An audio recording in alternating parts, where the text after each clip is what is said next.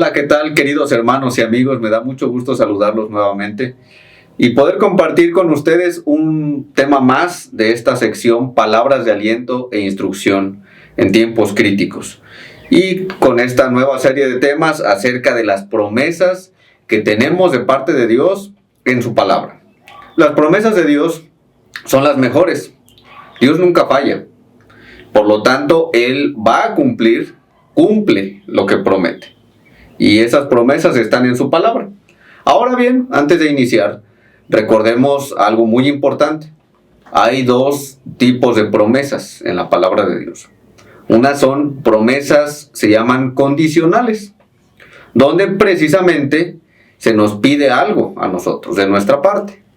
Esas promesas ya están disponibles para el creyente, pero a veces no las vemos en nuestra vida porque precisamente no hemos hecho nuestra parte, lo que nos corresponde. Esas son las promesas condicionales. Y las otras son las promesas incondicionales, donde Dios va a actuar, no hay condición para nosotros y Dios lo va a cumplir. En ambas promesas, claro, están disponibles y Dios actúa y las cumple. Pero siempre es bueno recordar esto. Y en esta ocasión voy a compartir con ustedes una promesa acerca de la resurrección. La promesa acerca de la resurrección, que es una promesa incondicional. Es decir, Dios la va a cumplir para todos los creyentes. Hablando de los creyentes, la va a cumplir. Y bueno, vamos a comenzar definiendo lo que es la resurrección. La resurrección se refiere al acto en el cual los muertos, los cuerpos, se van a levantar corporalmente en un momento, al final de los tiempos. Desde la época de Jesús, había grupos que negaban la resurrección de los muertos. Los saduceos eran un partido sacerdotal en aquellos días que tenían sus propias creencias. Este grupo, los saduceos, enseñaban, creían, por ejemplo, que el alma y el cuerpo morían juntos. Es decir, creían que una vez que alguien moría, dejaba de existir. Su alma dejaba de existir. También ellos negaban la resurrección del cuerpo. También negaban la existencia de los ángeles, entre otras cosas. Eran creencias equivocadas. No eran creencias, no eran enseñanzas que Dios había dejado. Pero ellos las promovían, las enseñaban. Y hoy en día existen muchos grupos así. Hablando de la resurrección del cuerpo, muchos tienen cierto conocimiento, algunos conocen algo de esto, o enseñan diferentes cosas, pero que no es lo que Dios ha dejado en su palabra. Por ejemplo, antes de leer algunas porciones, quiero comentarles de esto. Algunos enseñan que al morir, los muertos no tienen ya conciencia, no tienen memoria, que no están vivos en ningún lugar, como si estuvieran en un sueño profundo. Eso enseñan algunos, lo cual no enseña la palabra de Dios, pero eso creen muchas personas. Por otra parte también, algunos científicos afirman que la resurrección de los cuerpos es imposible. Muchos científicos se jactan afirmando que es imposible que los cadáveres que ya han sido carcomidos, que ya han sido absorbidos por la tierra, se vuelvan a reunir para formar un nuevo cuerpo. Un famoso científico hizo un cálculo humano, donde él afirmó que si el final de los tiempos llegase mañana, Dios tendría que reconstruir los cuerpos de 107 mil millones de humanos, de 26 toneladas de materia, de restos humanos. Es muy lamentable este tipo de pensamientos. Pensamientos que algunos defienden. Por eso es que ante este tema y otros, hay que ir a la palabra de Dios. Para el Señor, para Dios, no es difícil levantar las cenizas, los restos de todos los hombres. Aunque algunos piensen que es imposible, para Dios no lo es. Necesitamos conocer lo que la Biblia afirma respecto a este asunto de la resurrección. Es algo que va a ocurrir. Y la resurrección es una realidad y es una promesa de parte de Dios. Especialmente el Nuevo Testamento explica de manera específica cómo será esto. Y primera a los Corintios 15 nos habla en todo este capítulo de manera detallada cómo va a ser esta resurrección de los muertos, de los cuerpos. Y esta resurrección es posible gracias a que hubo alguien quien resucitó y que ahora está vivo, y ese es nuestro Señor Jesucristo. Dice primera a los Corintios 15, versículos 12 al 19, que aparece ahí en su pantalla. Dice: pero si se predica de Cristo, que resucitó de los muertos, ¿cómo dicen algunos entre vosotros que no hay resurrección de muertos? Porque si no hay resurrección de muertos, tampoco Cristo resucitó. Y si Cristo no resucitó, vana es entonces nuestra predicación, vana es también vuestra fe. Y somos hallados falsos testigos de Dios, porque hemos testificado de Dios que Él resucitó a Cristo, al cual no resucitó si en verdad los muertos no resucitan. Porque si los muertos no resucitan, tampoco Cristo resucitó. Y si Cristo no resucitó, vuestra fe es vana, aún estáis en vuestros pecados. Entonces también los que durmieron en Cristo perecieron. Si en esta vida solamente esperamos en Cristo, somos los más dignos de conmiseración de todos los hombres. Mas ahora Cristo ha resucitado de los muertos, primicias de los que durmieron es hecho. Esta resurrección, la resurrección de los muertos, de los cuerpos, es posible gracias a que nuestro Señor Jesucristo resucitó 3 días después de morir en la cruz. Y después de ser sepultado, resucitó. Y Él está vivo. Tenemos un Dios vivo. Así que esta resurrección es posible gracias a Él. Y aquellos días ya había gente que predicaba que Jesucristo no había resucitado de los muertos.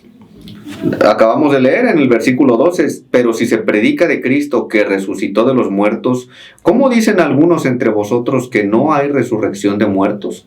Es lo que algunos pensaban, que no existía la resurrección. Y si Cristo no hubiera resucitado de entre los muertos, no tendríamos esperanza. Seguiríamos en nuestros pecados. No tendríamos salvación. Y además seríamos los más dignos de conmiseración, de lástima, de todos los hombres.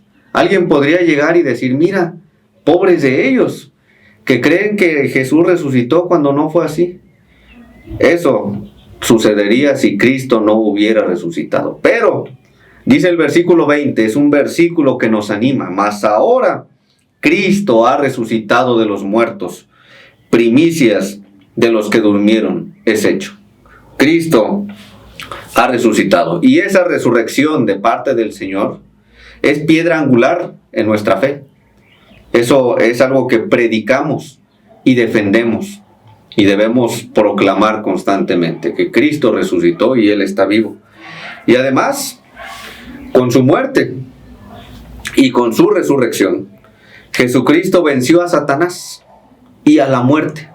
Ahí mismo en 1 Corintios 15, versículo 55, dice así: ¿dónde está, oh muerte, tu aguijón? ¿Dónde, oh sepulcro, tu victoria? Ya que el aguijón de la muerte es el pecado, y el poder del pecado la ley. Mas gracias sean dadas a Dios, que nos da la victoria por medio de nuestro Señor Jesucristo. La muerte es un enemigo vencido por el Señor Jesucristo. Y también Satanás es un enemigo vencido. Dice ahora Hebreos capítulo 2, versículos 14 y 15. Así que, por cuanto los hijos participaron de carne y sangre, Él también participó de lo mismo, para destruir por medio de la muerte al que tenía el imperio de la muerte, esto es, al diablo, y librar a todos los que por el temor de la muerte estaban durante toda la vida sujetos a servidumbre. Satanás es un enemigo vencido. Tiene poder, Y él está actuando en el mundo y está desarrollando sus planes perversos. Sin embargo, es un enemigo vencido ya por el Señor Jesucristo. Y además, Satanás va a ser lanzado al lago de fuego. Eso al final de los tiempos ya, ese es su lugar preparado para él. Por lo tanto, debemos vivir confiados en el Señor. Así que la resurrección es testimonio también de que los creyentes en Cristo Jesús, aquellos que ya le hemos recibido como Salvador, también vamos a resucitar. Pero, ¿cómo será esta resurrección? Primero, aclaremos algo.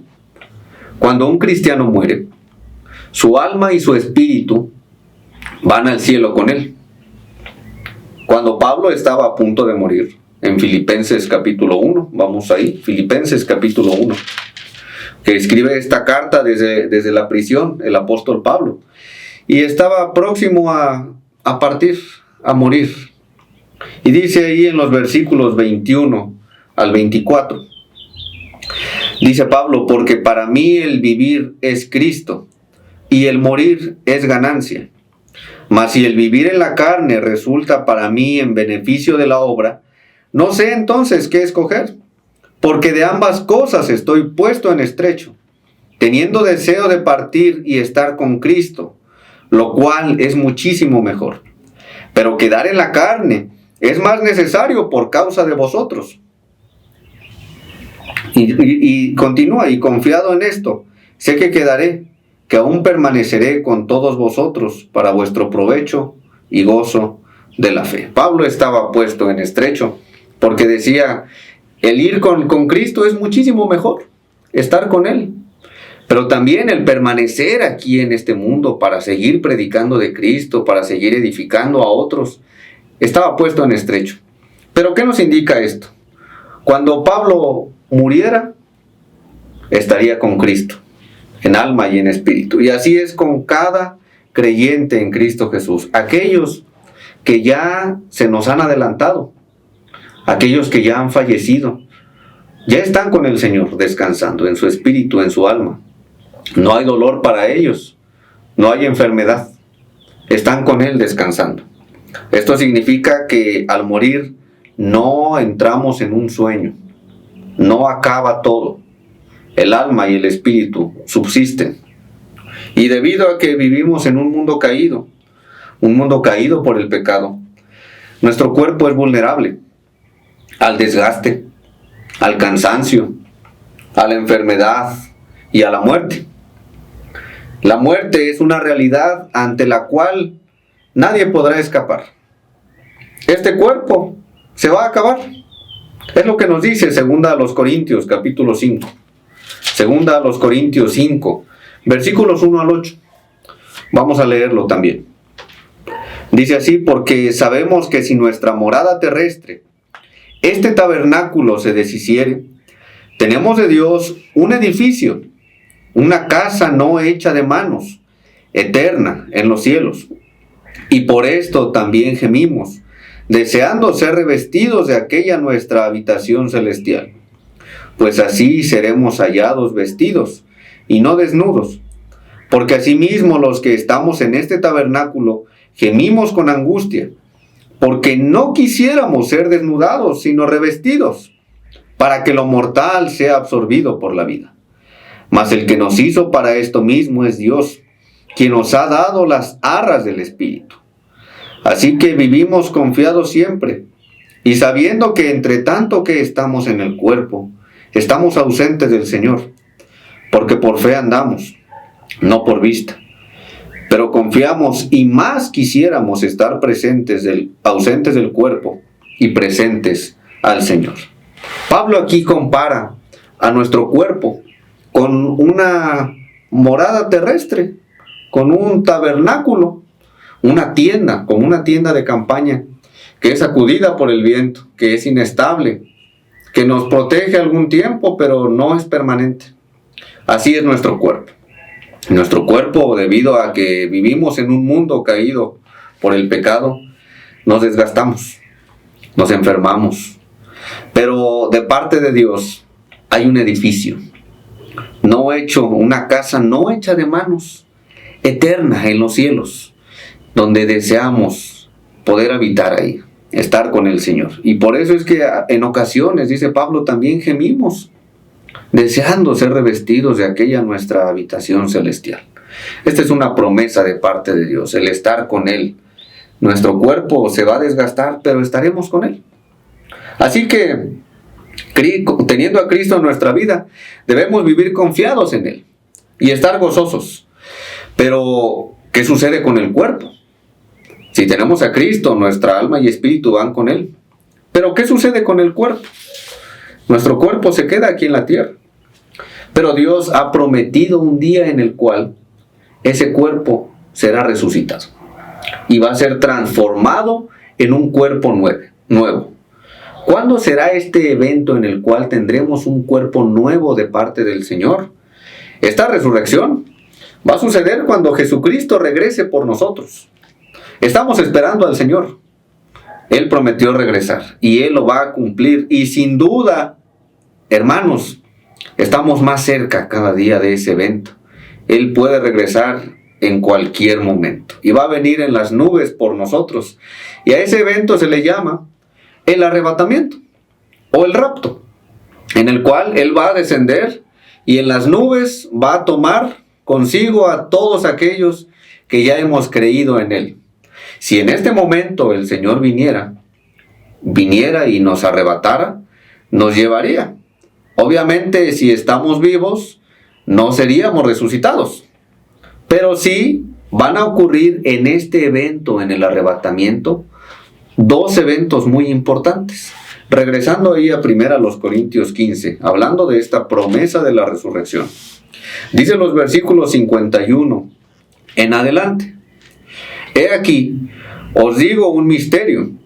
No todos dormiremos, pero todos seremos transformados.